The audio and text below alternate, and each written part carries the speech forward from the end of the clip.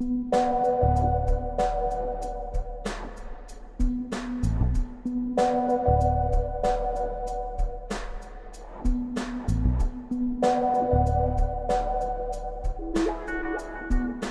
you're going to just be a punching bag for the next 4 years, and well, at least the next 4 weeks if I'm during the campaign, and probably the next 4 years after that if I'm elected. And I guess the answer to that is a really simple one, and I guess I wanted to tell you why I'm running, and that's because I love Fremantle, and there's just so many things to love about Fremantle, and I assume that's why you all live down here, is because it's such a great place. Very quickly, here's some things I love about Fremantle. I love that we live in a beautiful city with fantastic built heritage, with character, with charm, with fantastic old buildings. I mean, I remember when I was away living in Canberra, and the whole time I could think about was wanting to get back to this fantastic place. I love that we're a city of the arts and the culture. We're a city of bohemians working together, being a really interesting place. I love that we're a regional centre. I love where else in this, almost in the whole of Perth, you can't live, work and shop in one place, but you can in Fremantle because we are a real regional centre. I love that we have an industrial port.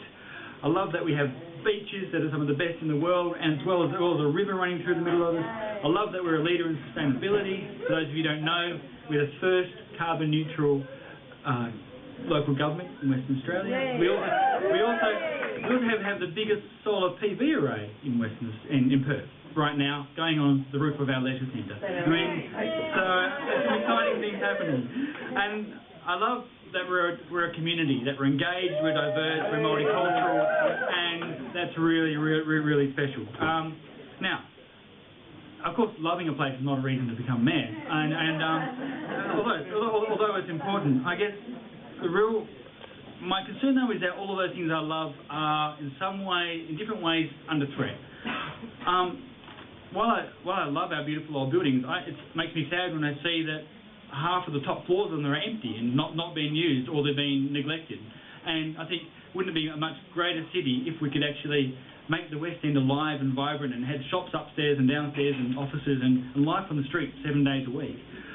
In terms of climate change, the challenge of climate change to a place like Fremantle is huge. Our beaches and even our heritage buildings, actually, I won't go into the details, are all under threat from some of the impacts of climate change. I'm concerned that none of my friends can afford to live here anymore. And that unless you inherit money, it's becoming really unaffordable, that we don't have a diversity of places to live. And that for me is really sad. And I want Fremantle to remain a diverse place, so that you all don't have to live Hammy Hill and beyond. Nothing wrong with Hammy Hill. Nothing wrong with Hill. We can't vote in Fremantle. That's right. Well, I'd like you to have the option of living in Fremantle. And I'm also concerned, and lots of people have said this to me tonight, that we feel more and more like our place is a regional centre. Our shops are kind of shutting down. It feels like we're in a bit of a city that's kind of slowly being evacuated. I don't know if people have that feeling, but especially in the east end of the city, that it could be so much more. And I'm concerned about that. I'm concerned that with that, jobs are going. Our hospital's been downgraded and moving out to Murdoch. Our working port might go, our regional police station. All of these things that make us a regional centre are under threat.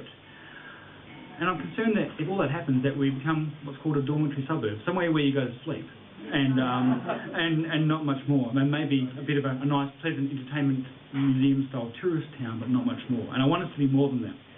But while I'm concerned about these things, we can actually make sure that these concerns are addressed. And this is why I'm running for Mayor of Fremantle, because the trajectory we're on is not an inevitable one. In fact, we can absolutely change that.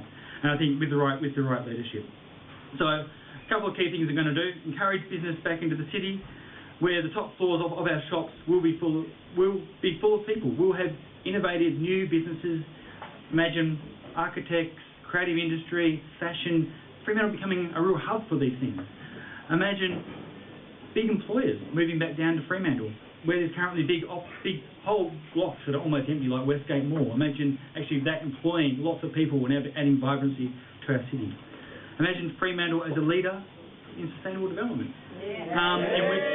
in which we take that trajectory on forward, but we have light rail, we have a city run on renewable energy. All of these things are possible. We have great new green buildings in our city centre. And I guess for me, making sure that we are socially diverse, that we retain that fantastic diversity that for me makes Fremantle such a special place that it is, so that there is affordable housing. By that I mean housing that teachers and nurses and people on average wages can afford in this place, that we have really good community services, and that, you know, that we keep that sense of community really happening here in Fremantle. So I guess also making sure that as a mayor and as a council that we make sure that Fremantle people are really engaged in Fremantle's future, because that's what makes Fremantle special, is that Fremantle people care about their town and they care about their future, and I want that to happen. So, yeah, some of the reasons that I'm running for mayor, so thank you to you all. And most of all, thank you to all of you for coming along and reminding me about how much energy there is out there for actually a really positive, different future for Fremantle. So thank you.